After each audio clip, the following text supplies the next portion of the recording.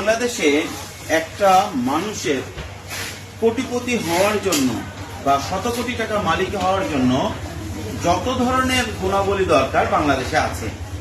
তারপরেও বাংলাদেশে নতুন উদ্যোক্তারা ভালো কিছু করতে পারছে না এবং বাংলাদেশে যে নতুন উদ্যোক্তারা আছেন তারা শত কোটি পরে যেতে অনেক সময় নিয়ে নিচ্ছেন।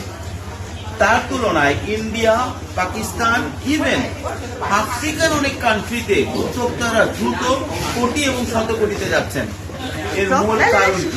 এর মূল কারণ হচ্ছে আমাদের শিক্ষা ব্যবস্থাটা। আমাদের শিক্ষা ব্যবস্থা 100 বছর না, আমাদের শিক্ষা ব্যবস্থা চায়না বা অন্য কান্ট্রির তুলনায় 500 বছর পিছায় আছে। বিশেষ করে ইউনিভার্সিটি লেভেলে আমরা কোনো ইনোভেটিভ কিছু করছি না। এইটাই হচ্ছে আমাদের দেশে উদ্যোক্তারা সফল না হওয়ার মূল কারণ।